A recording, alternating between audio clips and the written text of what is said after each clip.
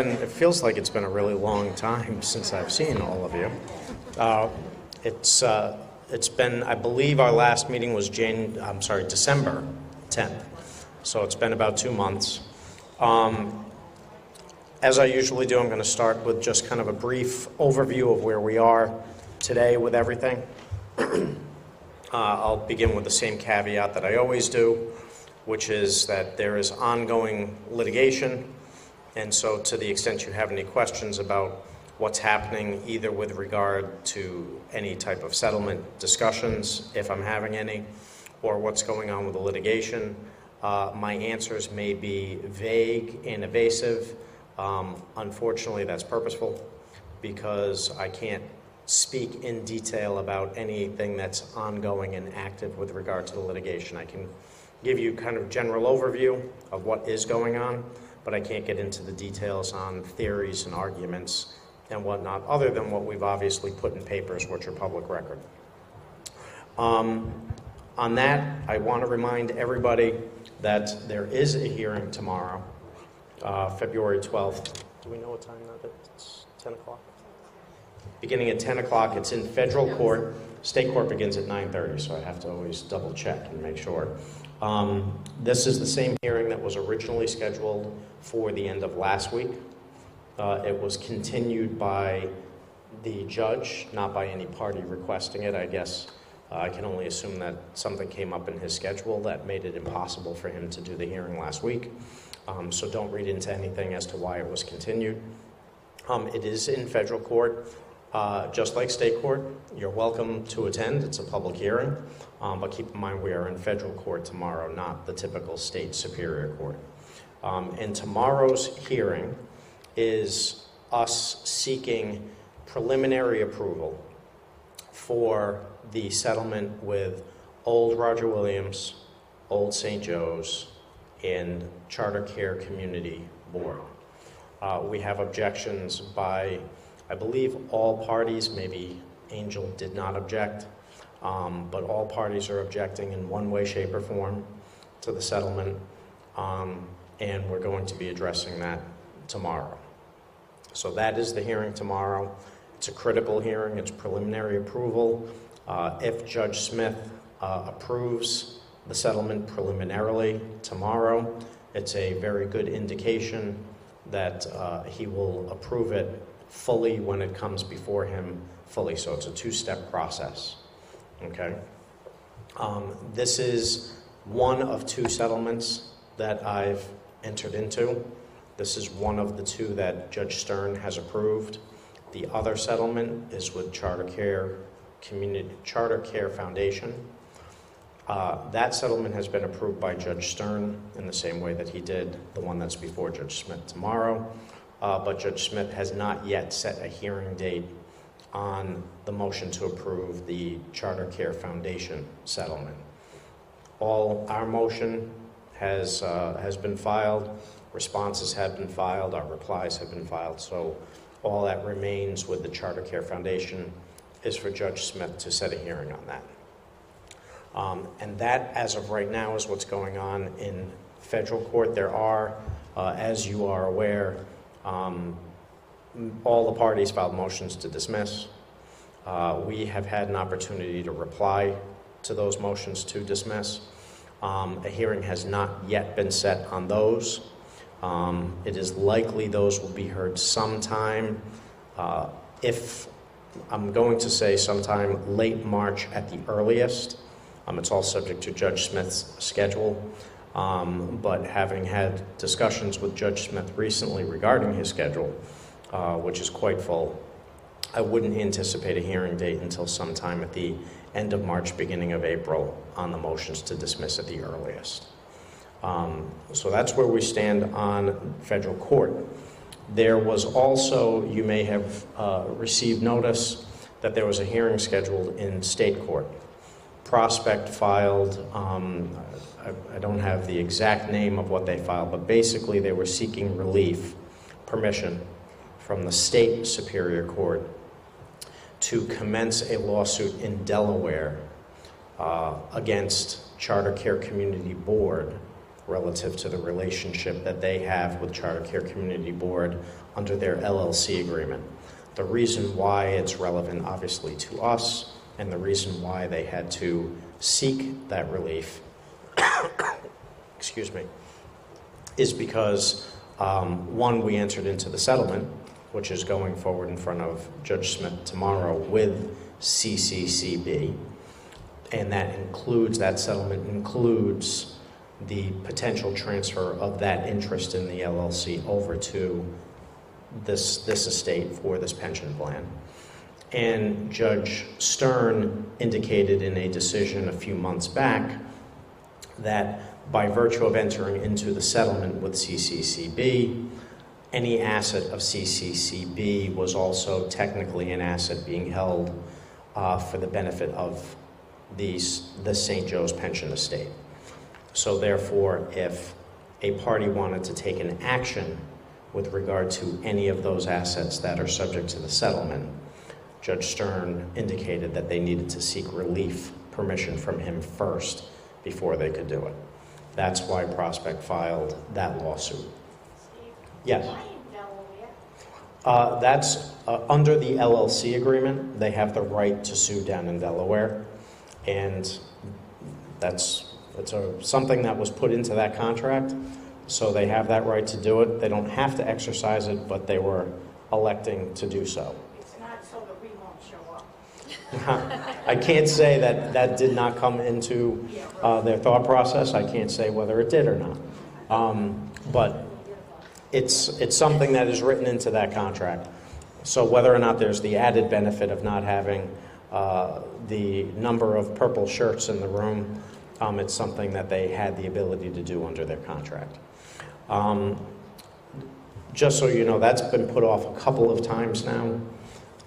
That's the result of discussions between me, Prospect, as well as the attorneys for Old St. Joe's, Old Roger Williams, and Charter Care Community Board, because until the settlement is approved, there are 3 parties as a result of that.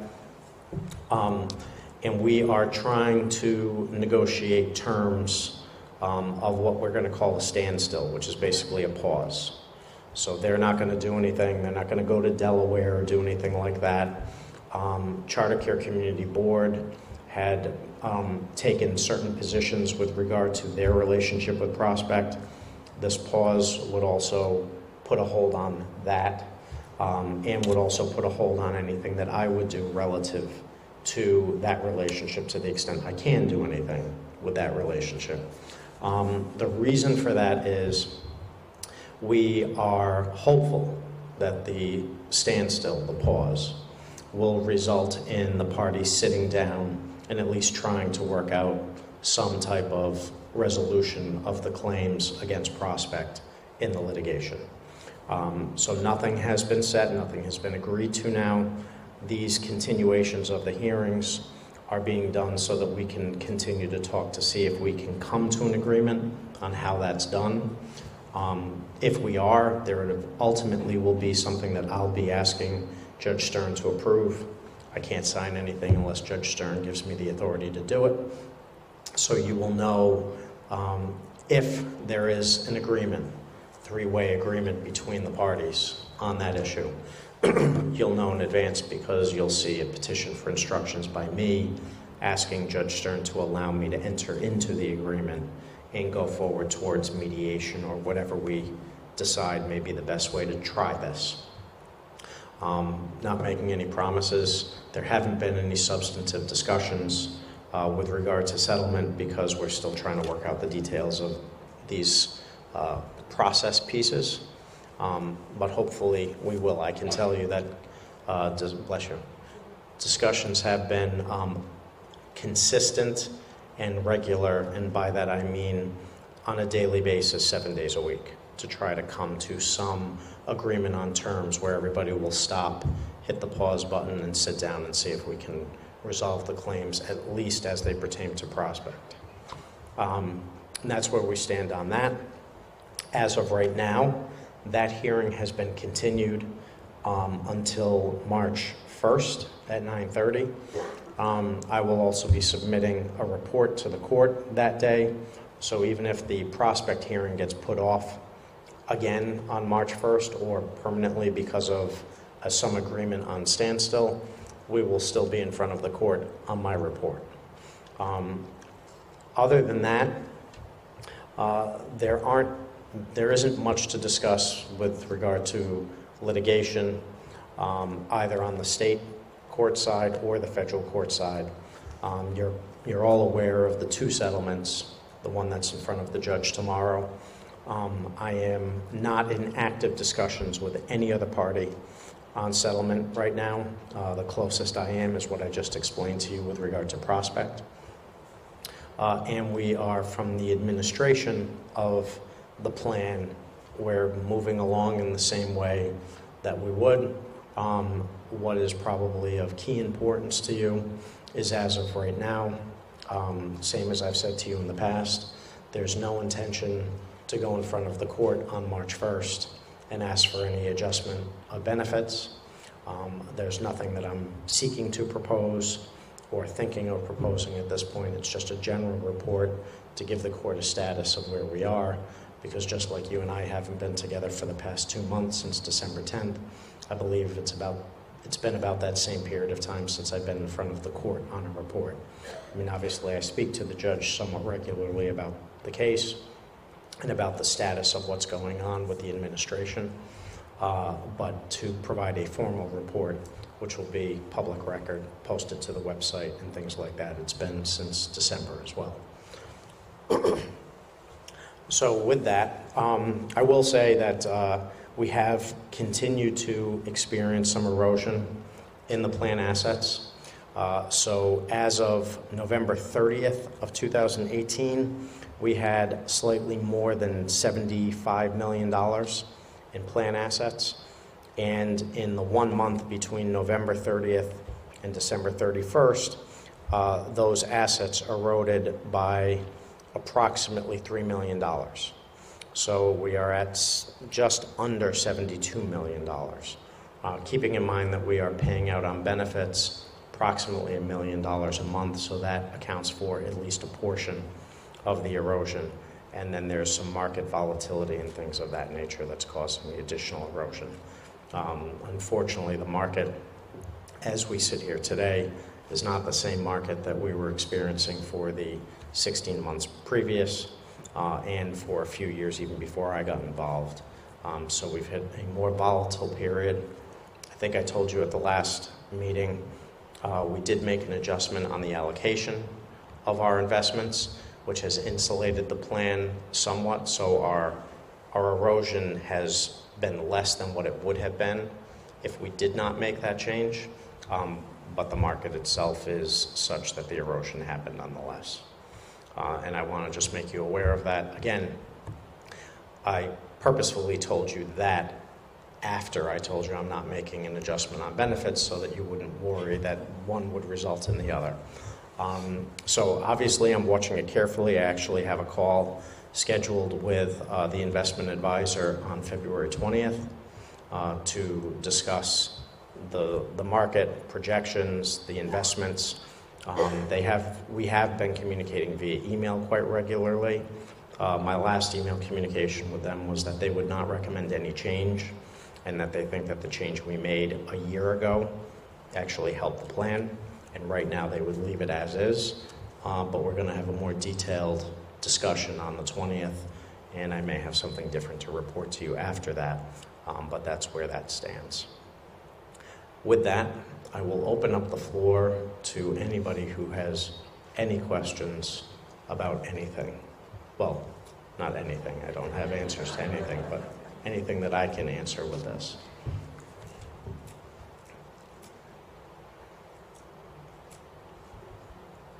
Sir. Welcome. The pension in September, I haven't heard back. Is it? What? Say that again. What? I applied for the pension for St. Joe's back in September of last year. September of 2018? Yes. Okay. After the meeting, Julie will give you some contact information. We, as you may know, we changed actuaries. So we went from Angel over to GRS. that transition was happening. I would call them again. Julie can give you a name of a person who you can contact directly, who's the point person for us, and see if we can get some movement on that. They're usually very, very responsive. So my thought is that maybe that was actually at the height of part of the transition of information, and that may have been part of the reason for it. But having not received a call since September is not acceptable. So one way or the other, we'll try to make sure that somebody gets in touch with you and get you the answers you need on that. Okay, thank you. You're welcome. I just have a question. If you're petitioning and none of this is settled, is it possible that we'll run out of money before they actually pay us? Or the ones that you've filed against them? Are you talking about the two settlements that are currently pending? Right. I'm not, well, let me say this. I don't know what Judge Smith is going to do. So Judge Smith, the very first time we're going to be in front of Judge Smith on one of these settlements is tomorrow. And because I have no idea how Judge Smith will rule, I cannot give you any certainty as to whether or not he will approve, even preliminarily, the settlement that's going in front of him tomorrow. If he does approve it, then there is a very high likelihood that he will approve it fully and more formally. So there's preliminary approval, then there is full and final approval that comes after that. Typically the preliminary approval, not always, but typically the preliminary approval will result in final. And hopefully at that point, once that is approved and the appeals period, which is approximately 21 days in federal court, expires, we'll get them at least the cash portion of the settlement from the CCCB, St. Joe's, Roger Williams. Of course, if we don't engage in discussions with Prospect, although I don't know what they're going to do, they could appeal it. The only thing on that is, for those of you who are at court when Judge Stern heard the hearing on that settlement, you heard all of the parties, including Prospect, get up and say that they had no issue with the cash portion of that settlement, that their issue was with some of the rights that were going to be transferred in addition. So there might be a way to fashion an agreement where the cash portion can come over and come into the plan, and even if they appeal it.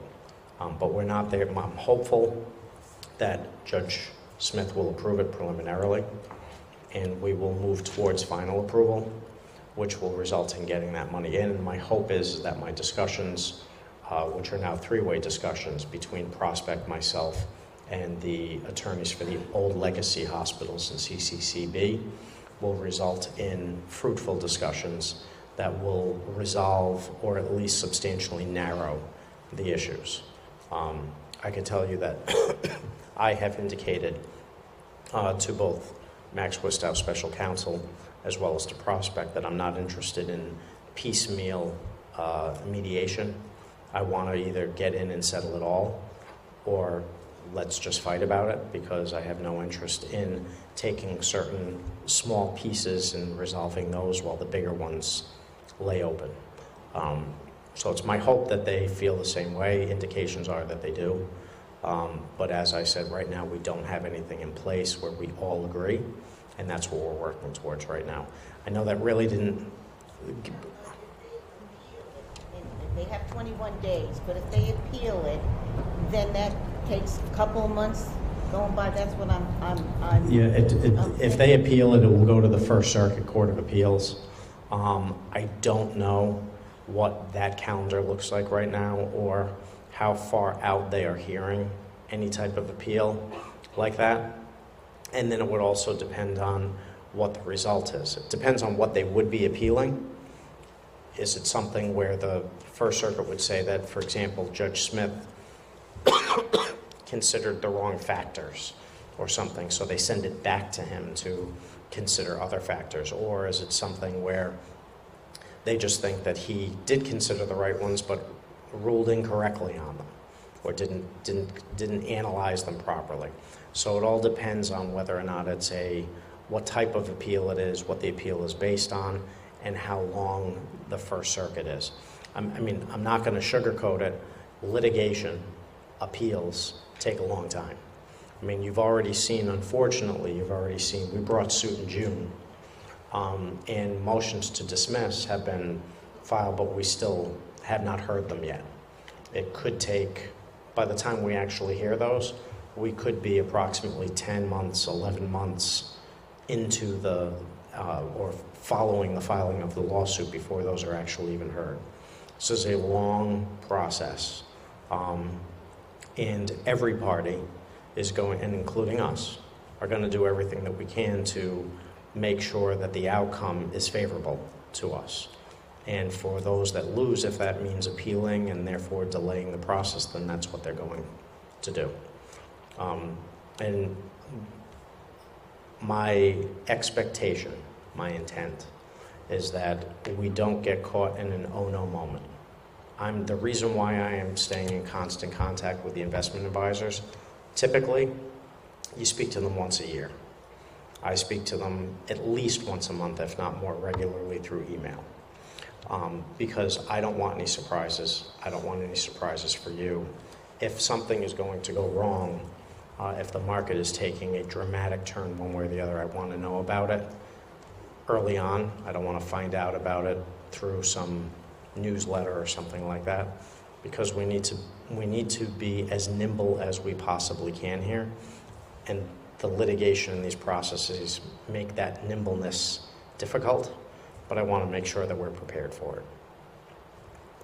My hope is that we will not be running out of money anywhere near the time that money would come in on those settlements. My hope is that Judge Smith will approve it, that he'll approve it fully, that the money will come in. The rights that are going to be transferring as well that could result in additional funds, those are very important and very valuable. But at this point in time, for you, I want to inject cash into this plan and stabilize it a little bit more than it has been. Yes? Has Angel finally turned over all the records to the new actuary? It is I have no reason to believe at this point, because GRS has not told me. I left that transfer of records. The question was, has Angel turned everything over? Am I aware that they turned everything over? My last discussion on that issue was everything had been turned over with the exception of hard copy files that Angel received from the prior actuary, which was Aon, that were in storage. And GRS needed some of those documents in order to work on certain applications for claims from participants. That was a more tedious transfer because we're talking about hard copy documents in boxes. My understanding is those did make their way over to GRS. And I can also tell you that there was one instance recently where the records that we needed were actually being held by Prospect. And I'm happy to say that Prospect did provide those records so that GRS could do the work that they needed to do to calculate the benefit. So as I stand here today, I am unaware of any problems or any missing information from either Angel over to GRS, or in the instance where Prospect is holding that information, there's been no instance for me where Prospect hasn't complied with the request. We had to get through some logistical bumps with the first time with Prospect because we are in the middle of a lawsuit, so they were concerned about providing certain information, but that was resolved relatively quickly and the information flowed freely after that.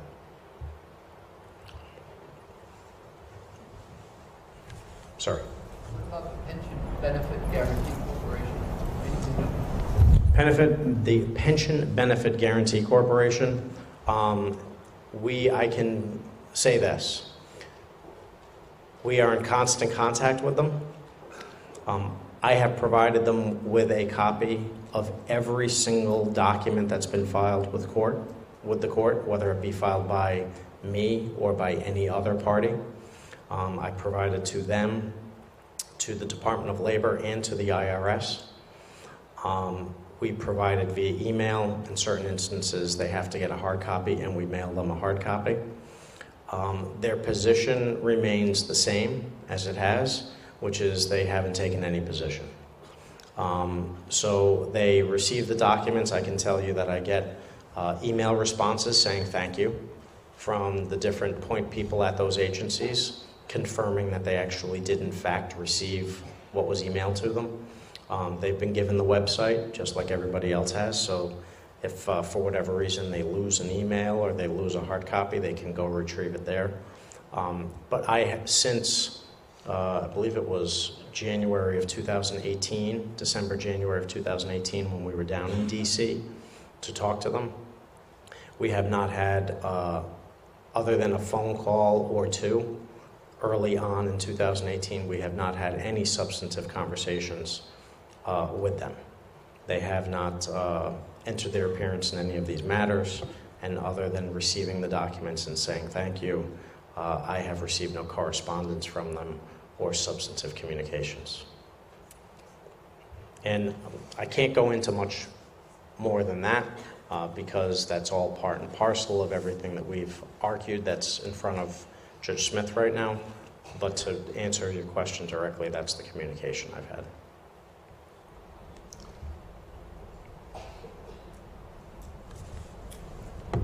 How much is the monthly payout? Approximately how much is the monthly payout of benefits? It's, I believe it's just over $1 million now. So when we started this, just to put it in perspective, when we started in August of 2017, the monthly payout was approximately $850,000. So that's increased by, give or take, $150,000 per month. Based on that, we've got about 6 years of assets left, unless we get more. Assuming no substantial growth or substantial infusion, your math is approximately right. 2025, we got nothing. 22, if again, without substantial growth in any investments or substantial infusion, that's been the runway I've been looking at since the day I got in here. When I came in August of 2017, it was sometime around December of 2017, January, that I realized, based on the performance of the market, the projected performance, and the outlay of benefits on a monthly basis, without any substantial money coming in, we had a runway at that time of approximately 7 to 9 years. And we're still tracking the same way right now. What mortality rate are you using, and how many people who were originally in 2007-09 have passed away? What mortality rate am I currently using, and what was the last part, John? How many people have passed away?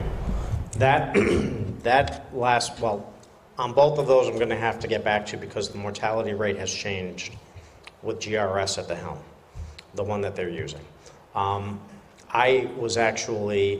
I emailed them today asking them to provide me with a current participant number because when we started, and some of you may remember this from discussions here and also in the advisory committee, is I was told by Angel that the current participant number was 2,729. That's the number that I was given on day one.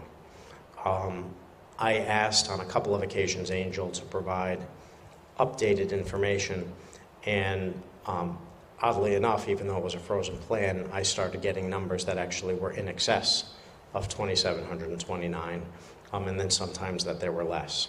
With GRS coming on board, I wanted to give them time to absorb all of the information so that they could get that number because I need an accurate count of participants. I know for a fact that we've lost people through this process, through the past 2.5 years.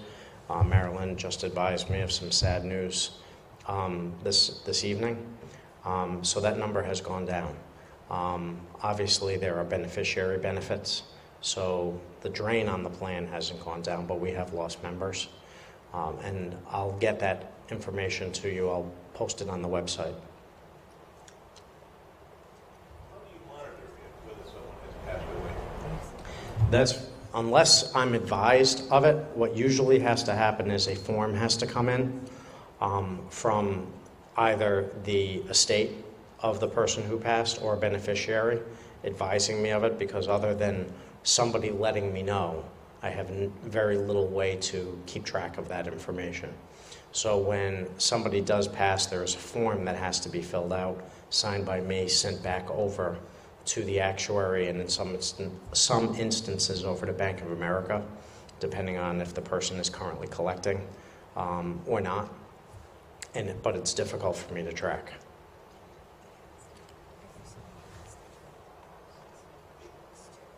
Oh.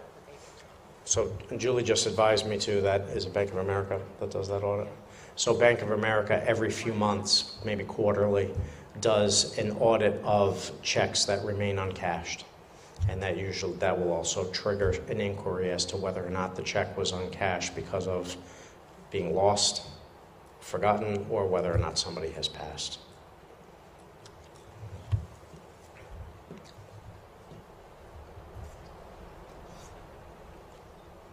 Any other questions?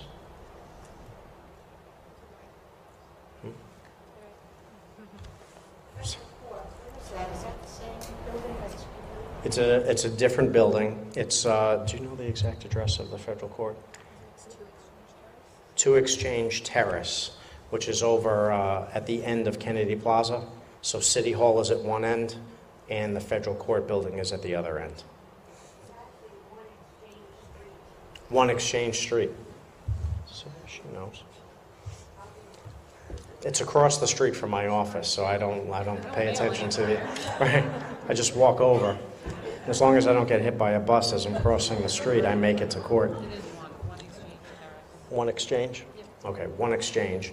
And Judge Smith, I don't know whether or not he will change it for this. I can't imagine he would. His courtroom is on the 2nd floor. The sheriffs, when you walk into that courtroom, will be happy to let you know where it is. There is an elevator and there are stairs to get up there. You do need an ID to get in, a photo ID. They will make you go through the metal detector just like they do at state court, although at federal court, you have to take off belts and things like that. Not shoes, but at least a belt. So be prepared. You have to hand in your cell phone. They won't let you take that into the courtroom. So just be prepared for slightly stricter security measures, which means also a delay in getting in as well. Can we clarify the March 1st time? Because we got something that said 11 o'clock was the hearing on March 1st. On March 1st. Not 10 o'clock. That's the, Right, it is on. even my reporters. Well, because Prospects was moved in September, Okay. so ours should automatically be at 11. Okay. Julie just confirmed. It is 11 o'clock on the 1st. If there's a change to that, I don't anticipate it. I think the reason why the judge did that is because he's got a calendar before that. And rather than have you all need to be there and listen to things that you don't really care about listening to, some of which may or may not be interesting. I have no idea what's on his calendar that day. He scheduled it for 11 o'clock, so that way his normal calendar will either be done or substantially done, and then he'll deal with us last. Okay?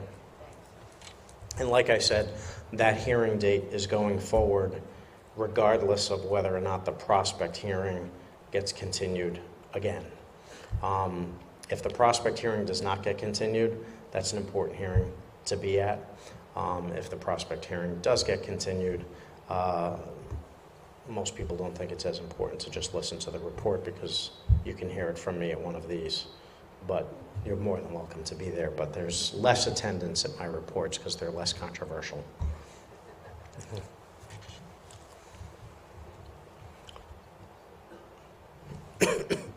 Any other questions?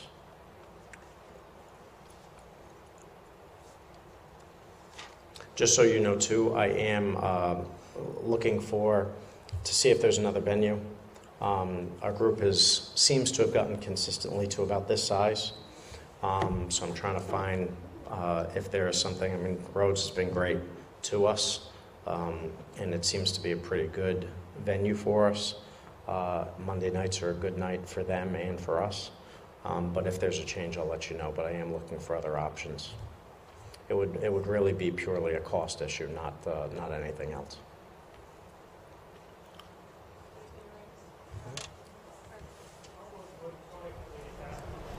I'm sorry, Ken? Oh, I don't. If they give it to me for free, maybe. And give us dinner. And dinner.